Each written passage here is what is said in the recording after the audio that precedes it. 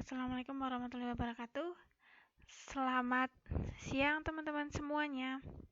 Kembali lagi ketemu dengan pelajaran ekonomi. Hari ini kita akan melanjutkan materi yang kemarin telah kita simak bersama.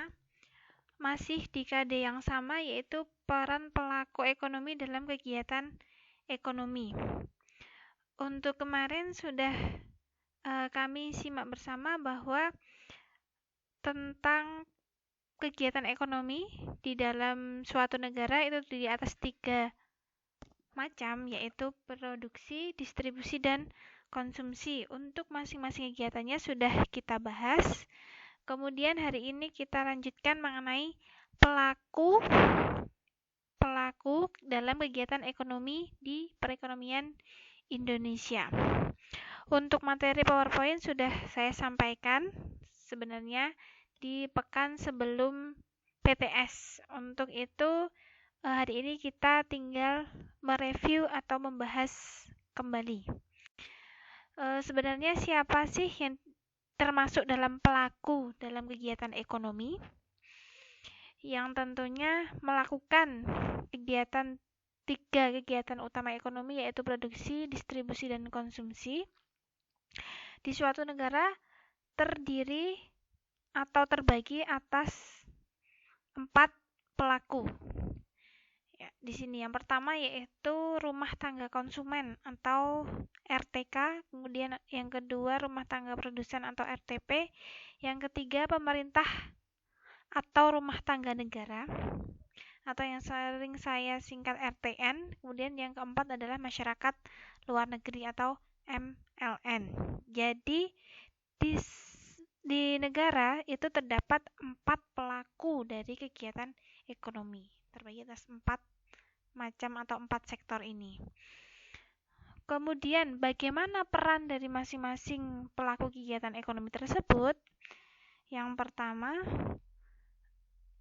adalah rumah tangga konsumsi atau RTK.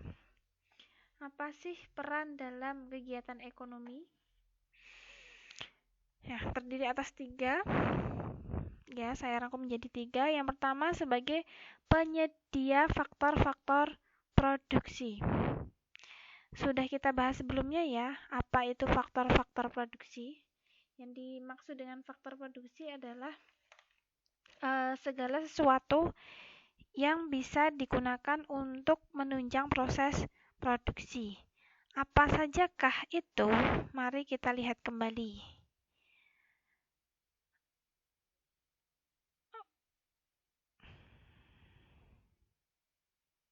Oke, mari kita lihat tayangan di slide.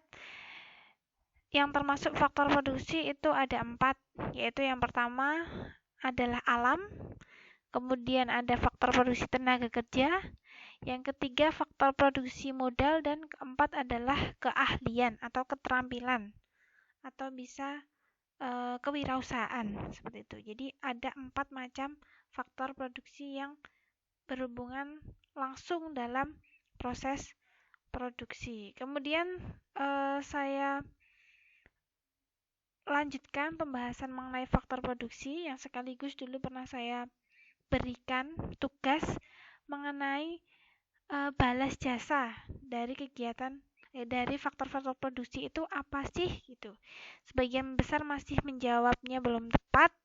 Hari ini saya sekaligus bahas. Jadi rumah tangga konsumen sebagai penyedia faktor produksi itu berhak untuk mendapatkan balas jasa yang masing-masingnya adalah yang pertama itu faktor produksi alam, itu mendapatkan balas jasa sewa.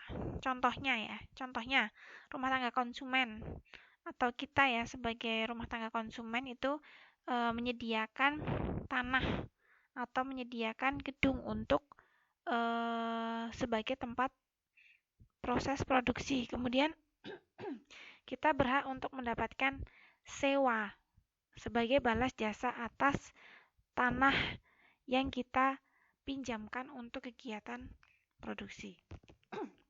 Yang kedua, balas jasa dari faktor produksi tenaga kerja itu adalah upah dan gaji. upah atau gaji ya. Jelas kalau kita sebagai rumah tangga konsumen menyediakan tenaga kerja, kita sendiri sebagai tenaga kerja, maka kita berhak untuk mendapatkan upah dan gaji. Kemudian yang ketiga, faktor produksi modal, itu mendapatkan balas jasa berupa bunga atau sewa dari modal. Misalnya kalau kita investasi dalam bentuk uang atau aset tetap atau yang lainnya, kemudian ketika produksi sudah berjalan, kita berhak untuk mendapatkan bunga atas modal yang kita investasikan. Yang keempat adalah faktor produksi keahlian usaha atau keterampilan atau ide atau kewirausahaan. Itu atas faktor produksi keahlian itu kita berhak untuk mendapatkan balas jasa berupa laba.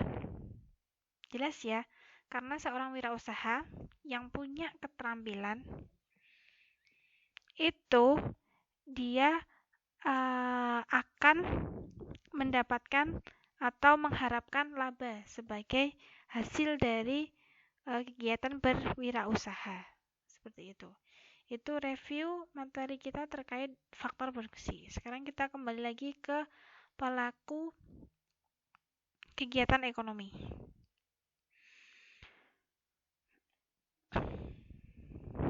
Rumah tangga konsumen sebagai penyedia faktor-faktor produksi. Kemudian yang kedua, mengkonsumsi barang atau jasa. Jadi peran rumah tangga konsumen berikutnya adalah mengkonsumsi sebagai konsumen. Jelas karena di sini adalah rumah tangga konsumsi, maka perannya itu adalah mengkonsumsi barang atau jasa. Yang ketiga adalah membayar pajak kepada pemerintah. Berarti peran dari rumah tangga konsumsi berikutnya adalah membayar pajak. Kemudian pelaku ekonomi yang kedua ada rumah tangga produsen atau RTP. Apa saja perannya atau tugasnya? Yang pertama adalah menggunakan faktor-faktor produksi. Jadi kita sudah mengenal yang namanya kegiatan produksi. Apa itu produksi dulu? Kegiatan produksi adalah mengubah input atau faktor-faktor produksi menjadi output yang dilakukan oleh produsen. Sehingga peran dari rumah tangga produsen adalah menggunakan faktor-faktor produksi. Atas faktor-faktor produksi yang digunakan, maka rumah tangga produsen itu berkewajiban untuk memberikan balas jasa kepada rumah tangga konsumen. Yang tadi sudah kita bahas balas jasanya satu persatu. Yang kedua, perannya adalah memproduksi barang dan jasa. Jelas ya, namanya aja produsen berarti perannya memproduksi. Kemudian yang ketiga adalah membayar pajak kepada pemerintah. Jelas. Pajak apa yang dibayar? Yaitu pajak atas penghasilan dari kegiatan usaha yang dilakukan atau produsen yang dilakukan. Kemudian pelaku ekonomi, ada satu lagi perannya yaitu sebagai agen pembangunan. Kenapa kok rumah tangga produsen disebut agen pembangunan? Karena dengan adanya rumah tangga produsen yang di sini mencakup unit-unit usaha terkecil, menengah UMKM maupun usaha besar, produsen besar seperti PT Unilever atau PT TBS Food dan sebagainya, itu punya peran yang sangat besar dalam pembangunan ekonomi. Karena dari hasil kegiatan produsen itu dapat mengukur ketercapaian pertumbuhan ekonomi yang dalam jangka panjang itu bisa mencapai pembangunan ekonomi. Seperti itu. Kemudian pelaku ekonomi yang ketiga adalah rumah tangga negara atau RTN. Apa perannya atau tugasnya dalam kegiatan ekonomi suatu negara? Yang pertama sebagai pengatur perekonomian. Jelas, karena rumah tangga negara di sini atau pemerintah itu kan punya fungsi utama yaitu mengatur atau memberikan regulasi. Di samping mengawasi seperti itu. Yang dalam kegiatan ekonomi pemerintah tugasnya mengatur perekonomian agar perekonomian itu berjalan sesuai dengan target atau rencana. Jadi pemerintah punya rencana tahun depan kita punya rencana tingkat inflasi mencapai sekian persen, pertumbuhan ekonomi mencapai sekian persen, sehingga untuk mencapai target atau rencana itu pemerintah perlu menyusun kebijakan untuk mewujudkannya, seperti itu. Itu peran rumah tangga negara. Yang kedua, sebagai produsen dan konsumen. Jadi di samping sebagai pengatur, pemerintah itu juga sebagai produsen. Melalui apa? Melalui badan usaha yang dimiliki oleh pemerintah atau negara, BUMN. Contohnya, Pertamina. Nah, Pertamina itu kan miliknya pemerintah.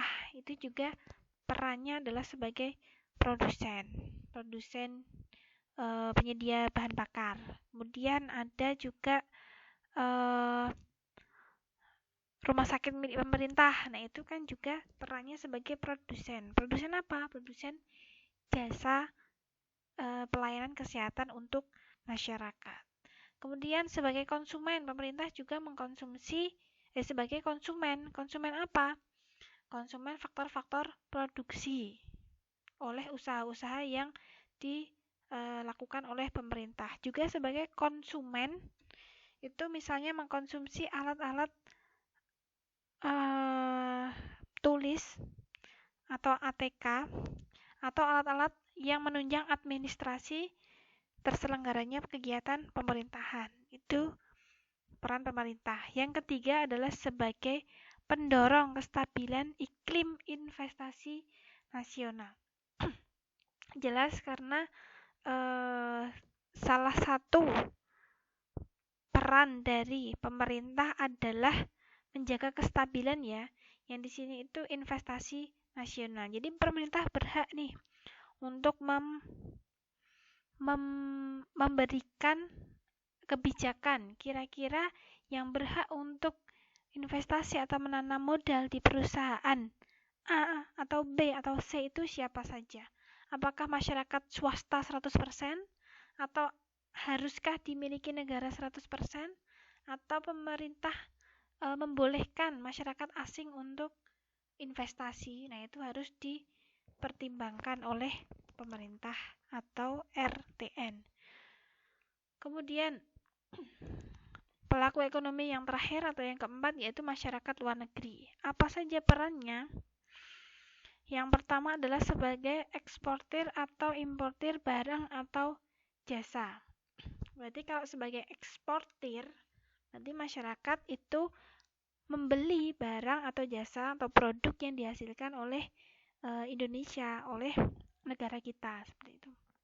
Kemudian sebagai importir berarti masyarakat luar negeri perannya adalah menjual atau menyediakan barang atau jasa yang kita butuhkan. Kemudian yang kedua, sebagai eksportir dan importir faktor-faktor produksi. Ya, karena masyarakat luar negeri juga melakukan kegiatan produksi, sehingga masyarakat luar negeri juga memungkinkan untuk mengekspor faktor-faktor produksi dari negara kita. Contohnya, mengekspor bahan baku atau bahan mentah. Misalnya serat kain dari Indonesia, kemudian untuk diolah di negara Taiwan misalnya. Nah, ini berarti masyarakat luar negeri itu punya peran sebagai eksportir faktor-faktor produksi. Kemudian yang ketiga adalah sebagai pendukung perekonomian negara. Karena sangat jelas masyarakat di suatu negara atau negara itu tidak bisa hidup dan berkembang tanpa bantuan atau peran dari negara yang lain, terutama di bidang ekonomi. Jadi negara itu tidak bisa menutup diri, tidak melakukan kegiatan ekonomi dengan negara lain, itu tidak bisa. Harus ada peran serta dari masyarakat luar negeri. Oke, berikutnya mari kita pelajari mengenai diagram alir atau circular flow dari kegiatan ekonomi. Apa yang dimaksud dengan diagram alir atau circular flow?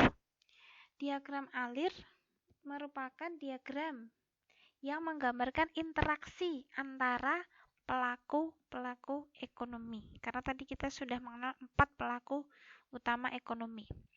Jadi di dalam diagram alir kegiatan ekonomi itu terdiri atas 3 macam. Yang pertama diagram alir kegiatan ekonomi 2 sektor, kemudian yang kedua diagram alir kegiatan ekonomi 3 sektor, dan yang ketiga adalah diagram alir dari kegiatan ekonomi 4 sektor.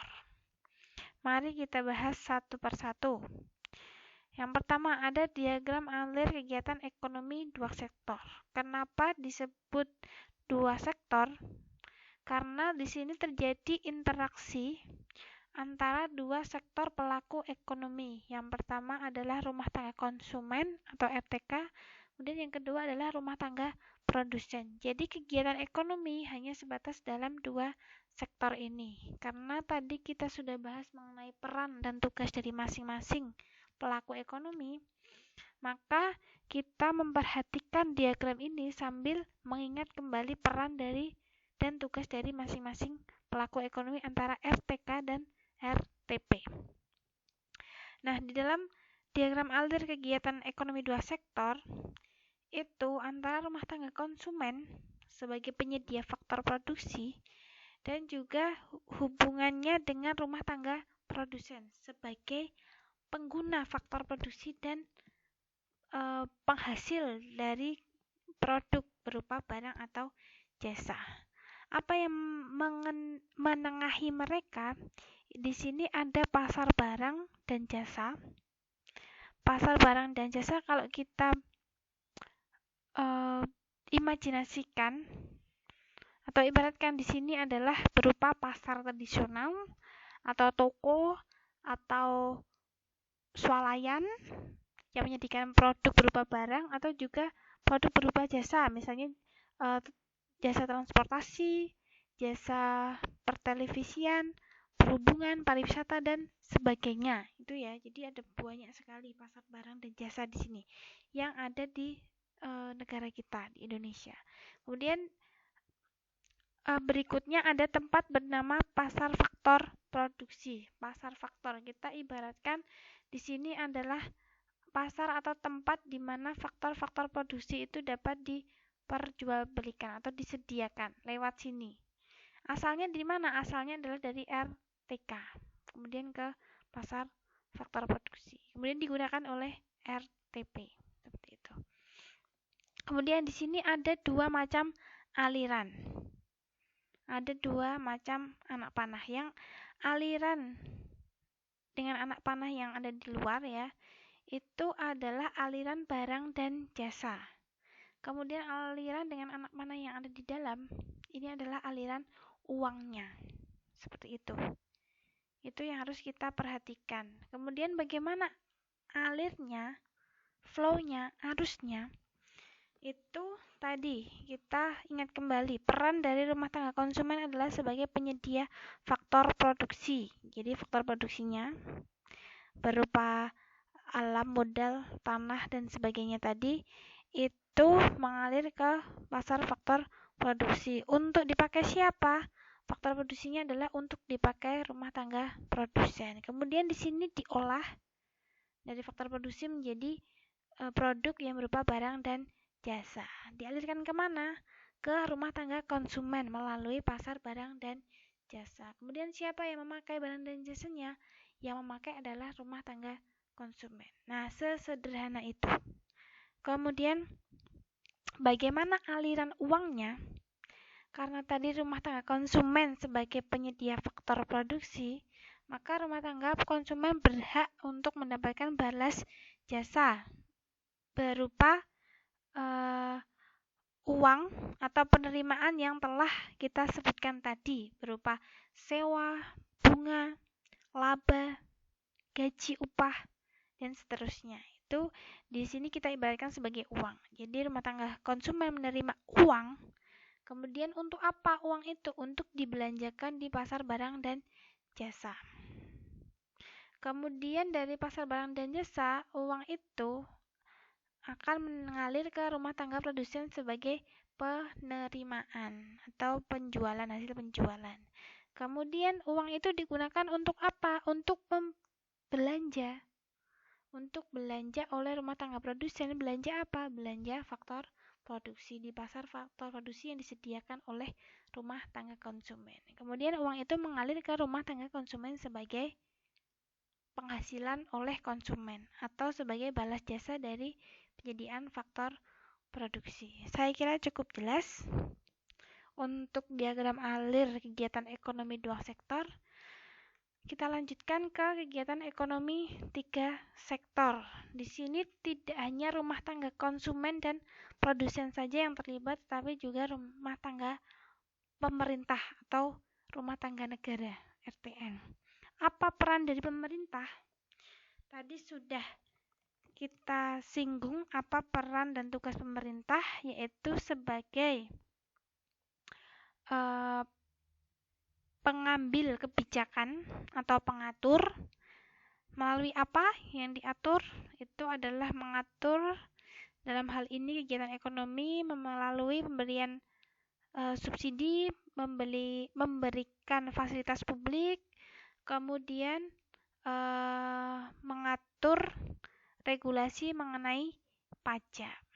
Itu peran pemerintah. Apalagi perannya? Perannya adalah selain mengatur sebagai produsen dan konsumen. Jadi pemerintah juga mengkonsumsi barang dan jasa. Kemudian sebagai produsen pemerintah juga mengeluarkan uang untuk membeli faktor-faktor produksi. Ini faktor produksi. Jadi pemerintah sudah jelas perannya di sini. Sebagai pengambil kebijakan ini, kemudian sebagai konsumen adalah ini, membeli barang dan jasa yang arahnya ke sini. Kemudian sebagai produsen, pemerintah menggunakan faktor-faktor produksi.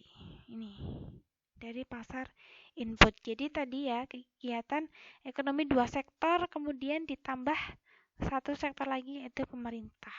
Kemudian ada penambahan aliran selain yang tadi, aliran tanah di luar tadi kita sudah pahami. Kemudian aliran tanah yang dari dan ke pemerintah. Itu ada dua macam juga, ada aliran barang dan jasa, kemudian ada aliran uang. Kalau arahnya ke rumah tangga konsumen, apa yang diberikan dari pemerintah yaitu berupa fasilitas publik. Contohnya jembatan, transportasi, jalan yang layak, fasilitas yang memadai, dan seterusnya. Itu diberikan kepada konsumen dan berupa subsidi. Jelas ya, subsidi atau bantuan atau dan lain sebagainya. Kemudian ke rumah tangga produsen, apa yang diberikan oleh pemerintah? Yaitu fasilitas publik dan subsidi, sama. Jadi fasilitas publik oleh rumah tangga produsen misalnya dan subsidi, misalnya memberi bantuan baik kredit bagi usaha mikro, kemudian memberikan alat-alat untuk kegiatan produksi dan sebagainya. Kemudian apa balas jasa yang diterima oleh pemerintah atas pembelian fasilitas dan subsidi tadi? Ialah pemerintah menerima pajak. Ini ya, aliran uangnya yaitu berupa pajak oleh rumah tangga konsumen dari pajak penghasilan dan oleh rumah tangga produsen dari pajak penghasilan badan usaha. Seperti itu. Kemudian dari pasar output dan input tadi, karena pemerintah sebagai konsumen, maka pemerintah membeli barang dan jasa, sehingga aliran barang dan jasanya masuk ke pemerintah dan aliran uangnya itu keluar dari pemerintah. Begitu juga dengan yang ada di faktor produksi. Pemerintah sebagai produsen mengkonsumsi faktor produksi, memakai faktor produksi, kemudian membayar dengan uang ke pasar input. Seperti itu kegiatan ekonomi tiga sektor. Selanjutnya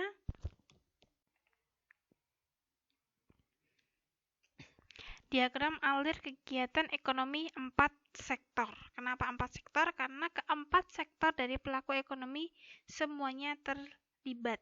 Jadi ada masyarakat pelaku ekonomi dalam negeri yang meliputi rumah tangga konsumen, rumah tangga produsen, dan rumah tangga negara.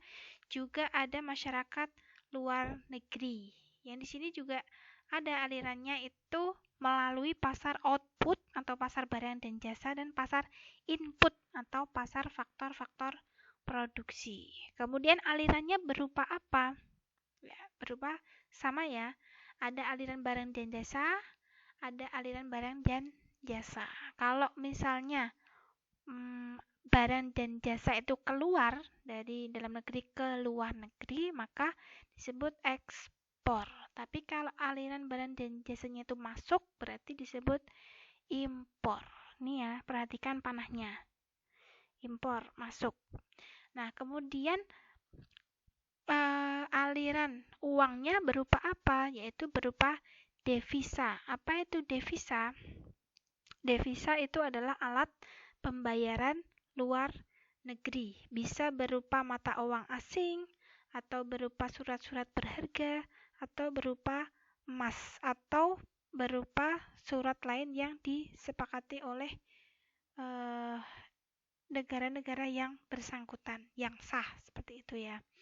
Jadi sama ketika pelaku ekonomi dalam negeri mengekspor barang, kemudian masuklah aliran uangnya berupa devisa. Atau sebaliknya, jika pelaku ekonomi dalam negeri itu mengimpor barang, maka harus ada devisa atau pembayaran yang keluar. Seperti itu. Itu jika kalian perhatikan baik-baik, maka diagram ini tidak akan terlalu sulit bagi kalian.